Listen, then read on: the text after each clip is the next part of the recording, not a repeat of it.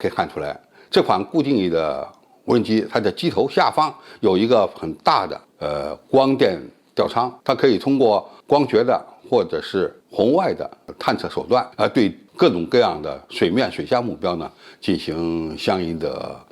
搜索和探测。观众朋友、网友朋友，大家好，我是付全少。最近央视7套播放了一段055训练的视频，从这个视频中呢，大家可以看到一架新的舰载无人机在055上起飞和降落。那么这款舰载无人机它有些什么特点呢？这是一架固定翼的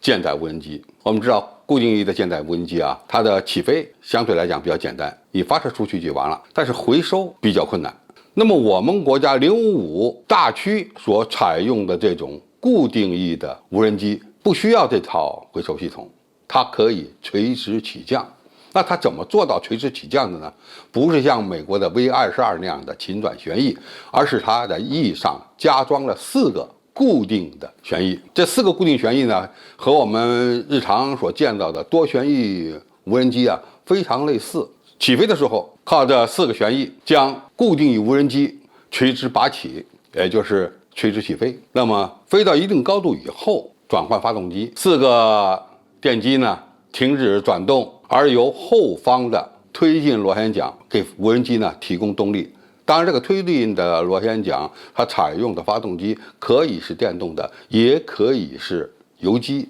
也就是活塞式发动机。那么用电动的推进方式呢，由于受电池容量等重量的影响，因此它的航程是有限的。据相关报道呢，这款固定翼的舰载无人机，它的活动半径可以到800甚至1000公里这么一个范围。那么从这个报道我们可以看出来，它采用的主发动机应该是油机，耗油的，才能实现较大范围内的飞行。那么如果是一个纯粹的多旋翼无人机这个平台，那么它的活动半径会受到大大的制约，无论是飞行速度还是升限以及活动半径都受电池的影响，因此它的留空时间多半也就在半个小时，顶多到1个小时这么一个范围。那显然对于一款大型的驱逐舰来讲，这样的多旋翼无人机是不太适用的，因为大型的驱逐舰要求对远方的目标能够提前进行相关的探测，无论是反舰还是反潜。如果你的探测范围不够大，或者说你的无人机的活动半径不够大，你就很难发现远方的水面目标或水下目标。那么从央视所播放的这个视频我们可以看出来，这款固定翼的无人机它的机头下方有一个很大的光电吊舱，它可以通过光学的或者是红外的探测手段，对各种各样的水面、水下目标呢进行相应的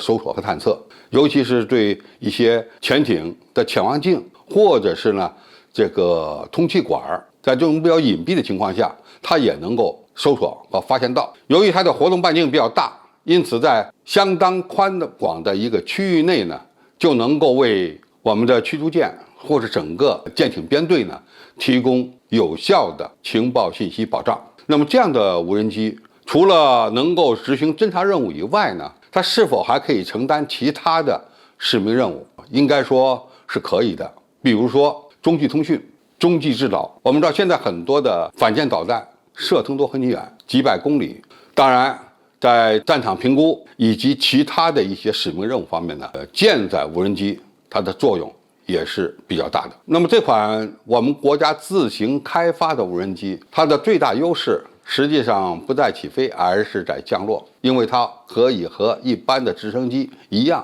在直升机甲板上进行垂直的降落和回收。而且由于它们的个头比较小，一艘大型驱逐舰可以携带多架这样的无人机，这可以大幅度提升我们前后左右或者四面八方的各个空域的各个海域的搜索。可以这么讲吧，固定翼的舰载无人机只要解决了起降问题，它的作用在某些方面，尤其是侦察探测这个方面，可能要比有人机更加灵活，而且探测范围呢更更宽、更广。就这个角度而言，今后的舰载飞行器很可能是有人驾驶和无人驾驶相配合，各自发挥其不同的作用。那么有人驾驶的一些直升机呢，可能更多的会携带一些反舰反潜的武器系统，而侦察、探测以及信息的收集由无人机去执行。这款先进的舰载无人机的曝光，标志着中美解放军海军的水面探测能力